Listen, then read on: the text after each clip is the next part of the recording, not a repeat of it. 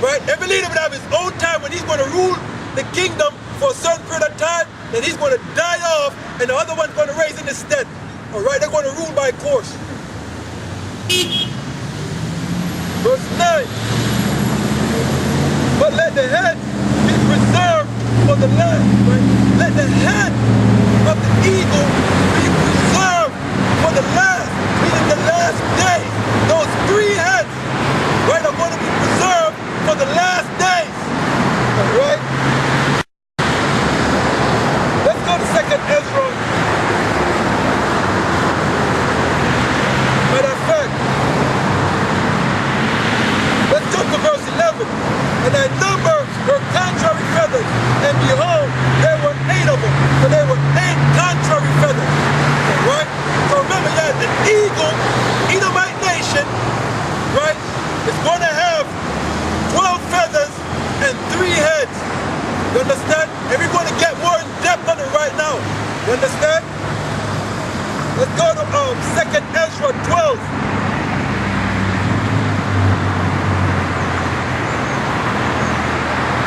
Start at 9.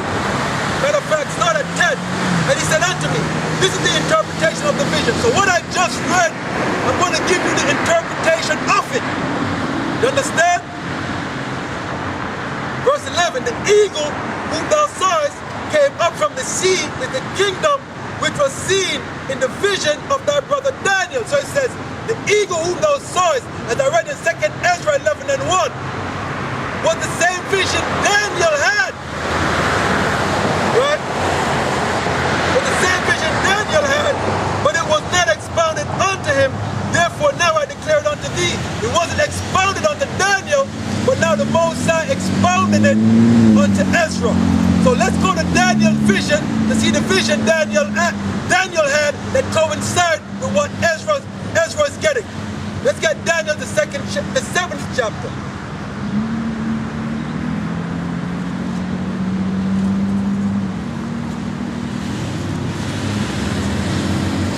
Daniel 7, and I'm going to start at verse 2. It says, Daniel spake and said, I saw in my vision by night, and behold, 4 winds of heaven strove upon the great sea, and 4 great beasts came up from the sea, diverse from one another. So now you got 4 beasts coming up out of the sea, all right, diverse from one another. Verse 4, the first was like a lion, and it had eagle wings. So the first beast was like a lion, and it had eagle's wings. And that beheld, and the wings thereof were plucked, and it was lifted up from the earth, and made to stand upon the feet as a man, and a man's heart was given to it. So that's talking about Babylon, right? And that man is Nebuchadnezzar, all right? So the first beast was like a lion with eagle's wings. Keep that in mind. Verse 5, and behold another beast, a second like to a bear, and it raised itself on one side, and it had 3 ribs in the mouth of it, between the teeth of it. And they said, thus unto it, arise, devour much flesh. So the 4th beast is like a bear. Right? The first is like a lion with eagle wings. The second is like a bear. All right?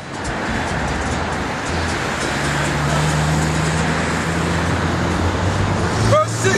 After this I beheld, and lo, another like a leopard, which had upon the back of it 4 wings of a fowl, and the beast also 4 heads, and dominion was given to it. So now there's the 3rd beast. It was like a leopard. So let's run it down again real quick. The first was like a lion with eagle's wings, which is Babylon, right? The second was like a bear, right? And that is the Medo-Persian Empire. The 3rd was like a leopard, which is the Greeks, all right? Verse 7. After this I saw in the night's vision, and behold a 4th beast, dreadful and terrible, and strong exceedingly, and it had great iron teeth, and it devoured and brake in pieces, and snared the residue with the feet of it. And it was diverse from all the beasts that were before it, and it had 10 horns. So this now is the fourth beast that Daniel saw, right? And if you notice, it never gave any animal depiction to it, right? It never did. So by process of elimination, what was Ezra talking about? Was Ezra saw an eagle, right? Ezra saw an eagle, because at the first, was like a lion with eagle wings, the first beast, a lion with eagle's wings, the second was like a bear, the third was like a leopard, and the fourth, all it said is it was strong exceedingly, and it had great iron teeth. It never gave no animal depiction to it. So by process of elimination, the first, the second, and the third beast was not an eagle. So we know now the only beast it's speaking of is the fourth beast, right? The fourth beast is the only beast Ezra could be speaking of. So let's go back to 2nd Ezra again.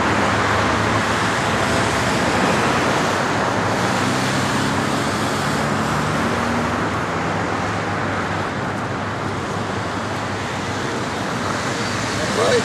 So 2nd Ezra 12 and 11. And the eagle who no size come up from the sea in the kingdom, which was seen in the vision of thy brother Daniel. Right? So that the fourth beast, what Daniel saw, that fourth beast that Daniel saw, right, is that eagle. Right? Is that eagle. But it wasn't expounded unto him. Therefore now I declare it unto thee. So now the Most High is declaring it unto Ezra. And who goes by the eagle today? What nation goes by the eagle? You understand? What is the American symbol? Eagle. What was the ancient Roman symbol? The eagle. Who are those people according to Obadiah? The Edomites. All the way from the time of the Romans, really from the Greeks, all the way up to now. Right? They're the Edomites, the Caucasian. Alright? They're the eagle. Right? They're the eagle. Alright? It says,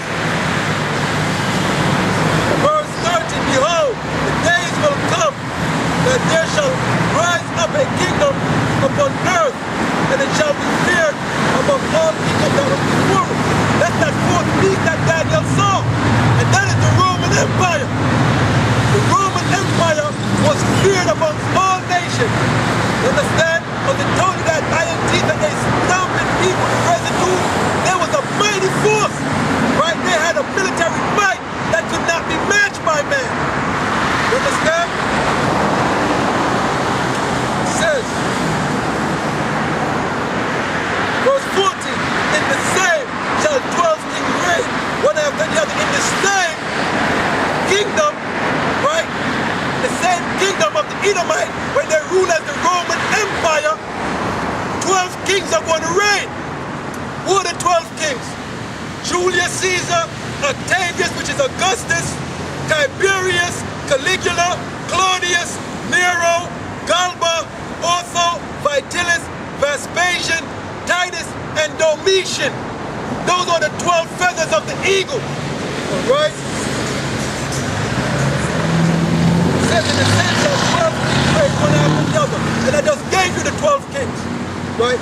Wherefore, whereof the second shall begin to reign and shall have more time than any of the 12, which is Octavius. Right? Octavius reigned longer than any other Caesar. Matter of fact, let's go to 2nd Ezra, the 11th chapter. Let's start at verse 12. It says, And I looked, and behold, on the right side there arose one feather, and reigned over all the earth. And so it was that when it reigned, the end of it came, and the place thereof appeared no more. So the next following stood up and reigned and had a great time. right? So tell about the first one fell, the second one came, and it had a great time, meaning in length, right? He reigned longer than anybody else, right? Verse 14, and it happened that when it rained, the end of it came also, like as the first, so it appeared no more.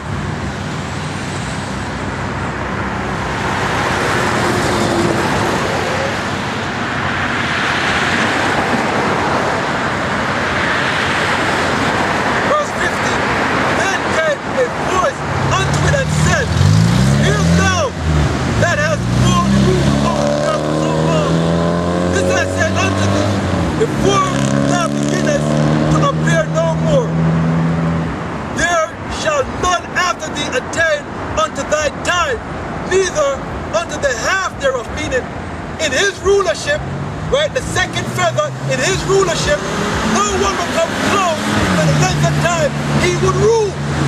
See, so the feathers represent, right, the season of that nation, the ruling person, the person in charge of that nation. All right? Read 15 again. Whereof, the second Ezra 12:15, whereof the second shall begin to reign and shall have more time than any of the 12, which is Octavius, right? And we just read, second Ezra 11:17, that his time is going to be longer than the rest of them. Just as how it matched up with the scripture and also in history. When you go into history, you'll see that Octavius ruled longer than any other Caesar. Right? Verse 60, and this do the 12 wings signify which thou sawest. And that's what the 12 wings signify. Right? It's you're going to have the 12 Caesars of Rome. You understand? Now,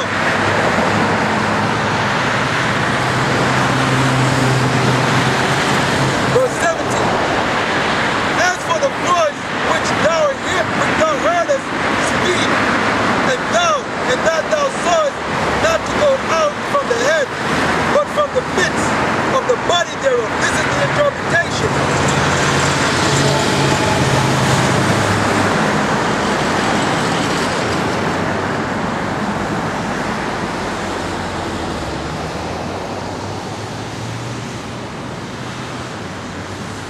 Verse 18, that after the time of that kingdom there shall arise great striving, and it shall stand in peril of falling, meaning in ancient Rome, right? Ancient Rome is going to fall, right? Nevertheless, it shall not then fall, but it shall be restored again to its beginning.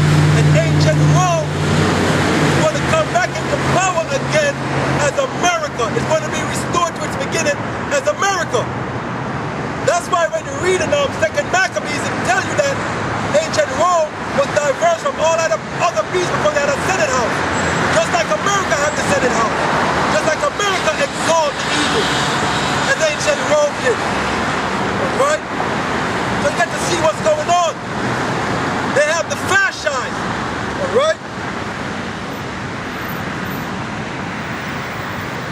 It says, let's jump.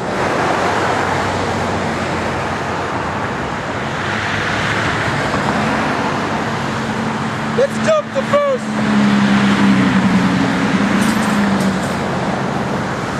23. Second Ezra 12:23. In the last days shall the Most High raise up 3 kingdoms and renew many things therein. And they shall have dominion over the earth. So in the last days, those 3 heads of the eagle, again that eagle, right, which go back to Obadiah, is the Edomite as a nation will exalt themselves as the eagle.